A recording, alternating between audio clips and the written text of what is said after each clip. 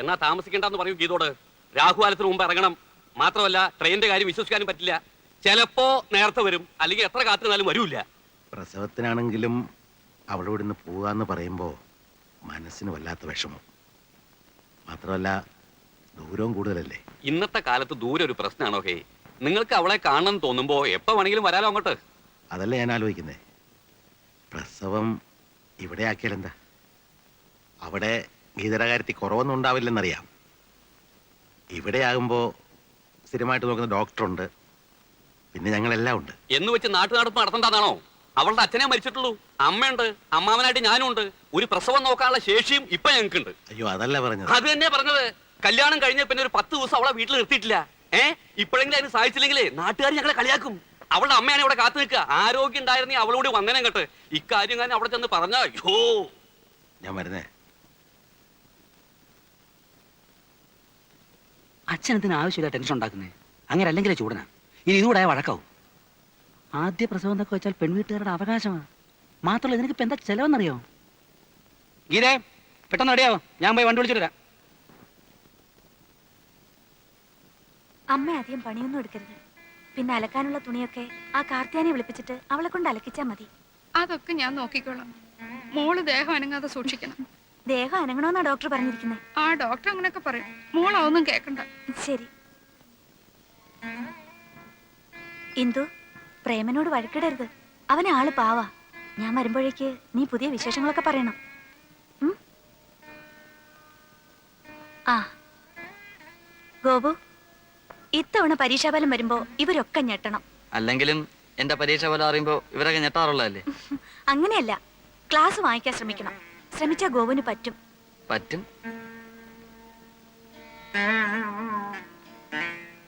അച്ഛാ, മഞ്ഞത്തൊന്നും ഇറങ്ങി നടക്കരുത്. പിന്നെ സ്വാമിമുറിയിൽ രാസനാഥപ്പൊടി വാങ്ങി വെച്ചിട്ടുണ്ട്. കുളി കഴിഞ്ഞാൽ ഉടനെ അത് തലേ തിരുമണം. മൂക്കിലൊഴിക്കുന്ന തുള്ളിമരുന്നിന്റെ കാര്യം ഞാൻ ഇന്ദുവിനോട് പറഞ്ഞിട്ടുണ്ട്.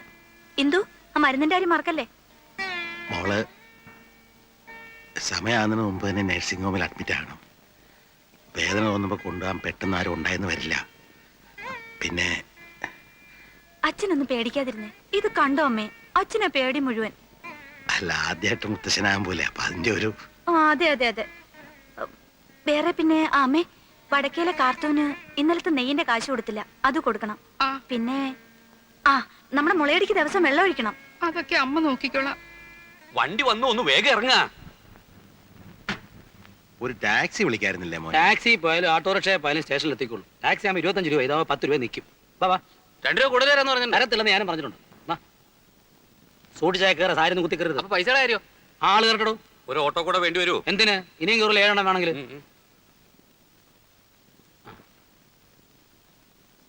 അമ്മേ ഭഗവതി. അച്ഛാ, നാളെ ഞാൻ വരും.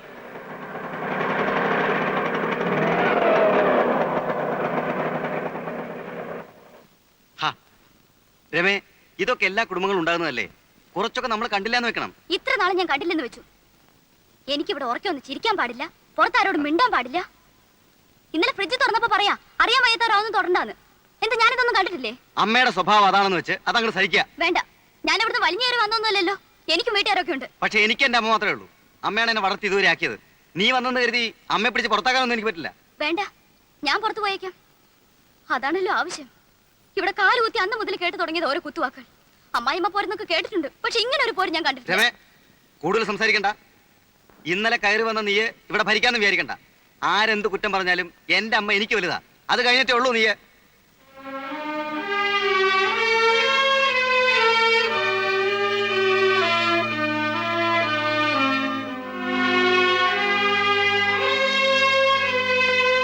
രാജാവ് പറഞ്ഞു, ധർമ്മിഷ്ഠൻ മുനിരാജാവിനാൽ ശപിക്കപ്പെട്ടതെന്തിന്?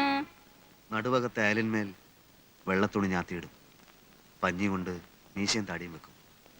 നിഴൽ നാടകം. അമ്മയാണ് എന്നും കാഴ്ചക്കാരി. എനിക്കന്ന് 5 വയസ്സാ.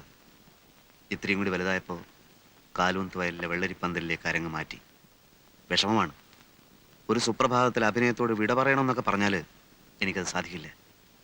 ഇത്രയും കാലം അഭിനയിച്ച ഏട്ടൻ എന്ത് നേടി? ഒന്നും നേടിയില്ല. നിങ്ങളുടെയൊക്കെ കാഴ്ചപ്പാടിൽ എന്റെ മനസ്സിന്റെ സംതൃപ്തിയാണ് എനിക്ക് വലുത്. നേട്ടോ അത് തന്നെ. ഭാവിയെ പറ്റി ഒന്നും ആലോചിക്കേണ്ടെന്നാണോ? ഞാൻ മുരളിയേട്ടനോട് പറയാം. എന്തെങ്കിലും ബിസിനസ് തുടങ്ങാനുള്ള സഹായം അല്ലേ? എനിക്ക് സൗകര്യമില്ല. ഒരു നാടക നടന്റെ ഭാര്യയായിട്ടാണ് നീ ഈ വീട്ടിലേക്ക് വന്നത്. കൂടുതലൊന്നും ആഗ്രഹിക്കണ്ട, എന്നിൽ നിന്ന് പ്രതീക്ഷിക്കുകയും വേണ്ട.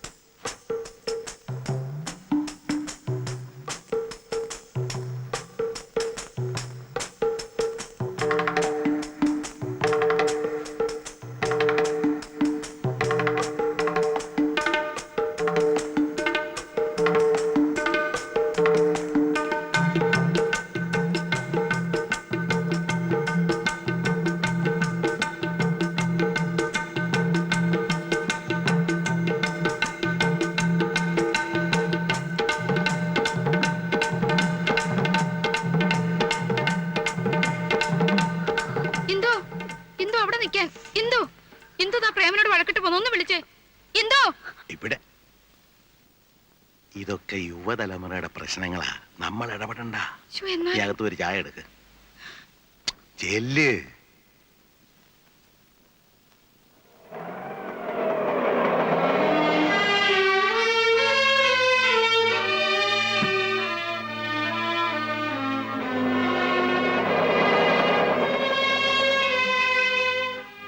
എന്താ മോളെ ഒറ്റയ്ക്ക്? അങ്ങനെ തോറ്റു കൊടുക്കാനൊന്നും എന്നെ കിട്ടില്ല. ഞാനങ്ങോട്ട് വലിഞ്ഞേറി ചെന്നൊന്നല്ലല്ലോ. എന്നെ എന്റെ വീട്ടുകാരും കൊച്ചാക്കാൻ ആ തള്ളയുടെ ഭാവം. അതിന് വേറെ ആളെ നോക്കണം. ഞാൻ പറഞ്ഞു ചോദിക്കാൻ പറയുന്നത് എനിക്കും ആളുണ്ട്, കയറി കിടക്കാൻ സ്ഥലമുണ്ടെന്ന്. അമ്മയ്ക്ക് മോനും വരച്ച വരയിൽ നിർത്താൻ എന്നെ പോലുള്ള പെമ്പിളേരെ ഇന്നത്തെ കാലത്ത് കിട്ടില്ല. ആരും അന്വേഷിച്ചു വന്നാ പറഞ്ഞേക്ക്.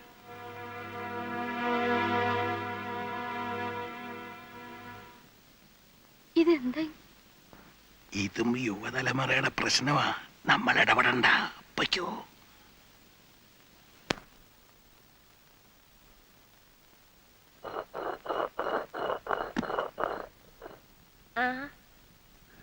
എന്താ മോളെ പെട്ടെന്ന് ഇങ്ങനെ?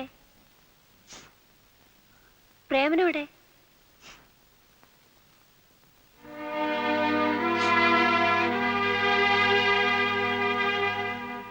എന്താ അവിടെ വഴക്കിട്ട് വന്നിരിക്കുകയാണോ? ആ വീട്ടിൽ എന്റെ ആവശ്യമില്ലെന്ന് തോന്നി. എന്ത് പ്രശ്നമുണ്ടെങ്കിലും പ്രേമനോട് പറഞ്ഞാ പോരെ? പ്രശ്നം തന്നെ പ്രേമേട്ടനാണെങ്കിലോ? അപ്പൊ പിന്നെ ഉത്തരവാദപ്പെട്ട മറ്റുള്ളവരോട് പറയണം. അതുകൊണ്ട് എങ്ങോട്ട് പോന്ന്? അയ്യോ, അതിന് ഇങ്ങോട്ടാണോ പോരേണ്ടത്? കല്യാണം കഴിഞ്ഞാൽ ഭർത്താവിന്റെ വീടാണ് പെൺകുട്ടികളുടെ വീട്. ഭർത്താവിന്റെ അച്ഛനും അമ്മയും കഴിഞ്ഞ് മറ്റുള്ളവർക്ക് സ്ഥാനമുള്ളൂ. എന്തെങ്കിലും ഉണ്ടെങ്കിൽ അവരോടാണ് പറയേണ്ടത്, അവരെയാണ് അനുസരിക്കേണ്ടത്. അപ്പൊ കല്യാണം കഴിച്ച് അയച്ചു കഴിഞ്ഞാൽ നിങ്ങളുടെ എല്ലാ കടമയും തീർന്നോ? തീർന്നു എന്ന് തന്നെ പറയേണ്ടി വരും. മുരളി, അമ്മ ഒന്നും പറയണ്ട. ഇവൾക്ക് മാത്രമല്ല, പല പെൺകുട്ടികൾക്കുള്ള അസുഖമാണ്. എന്തെങ്കിലും നിസ്സാര കാര്യത്തിന് ഭർത്താവുമായി പിണങ്ങുക, ആ വീട്ടുകാരായിട്ട് വഴക്കുണ്ടാക്കുക, എന്നിട്ട് പെട്ടിയും തൂക്കി നേരെയും പോരുക. സ്വന്തം വീടും ആങ്ങളമാരും ഒക്കെ ഉണ്ടല്ലോ എന്നുള്ള അഹങ്കാരമാണ്. അതിന് വളം വെച്ചു കൊടുത്താ പിന്നെ കൂടുതൽ ദുഃഖിക്കേണ്ടി വരും. എന്തു പ്രശ്നങ്ങളില്ലാത്ത കുടുംബങ്ങളില്ല. കുറെയൊക്കെ അഡ്ജസ്റ്റ് ചെയ്യണം എല്ലാവരും. തൊട്ടതിനെ പിടിച്ചതിനൊക്കെ ഫീൽ ചെയ്യാൻ തുടങ്ങിയാൽ പിന്നെ അതിനെ നേരം ഉണ്ടാവും. എന്തൊക്കെ എന്നെ പറഞ്ഞെന്ന് അമ്മയ്ക്കറിയോ? അതൊന്നും അമ്മ അറിയേണ്ട കാര്യമല്ല. പ്രേമനെ അവന്റെ കുടുംബത്തിനെ ഞങ്ങൾ അറിയാത്തൊന്നും അല്ലല്ലോ. വെറുതെ ചീപ്പ് സെന്റിമെന്റ്സ് കളിച്ച് സമയം കളയാതെ എന്റെ മോള് പോവാൻ നോക്ക്. ചേട്ടൻ ഇത്രയ്ക്ക് സ്നേഹമില്ലാത്തവനാണെന്ന് ഞാൻ മനസ്സിലാക്കിയിരുന്നില്ല. ഇപ്പൊ മനസ്സിലായല്ലോ. നേരം കളയാതെ ചെല്ലേ.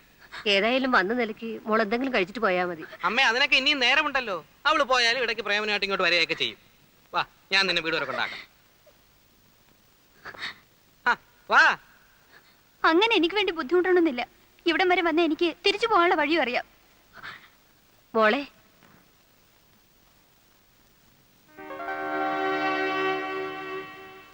പ്രേമനോ? ഞാൻ ഇവളെ അങ്ങോട്ട് അയക്കാൻ തുടങ്ങിയായിരുന്നു. ഇനിയിപ്പോ നിങ്ങൾ ഒന്നിച്ചു ചോദിക്കോ.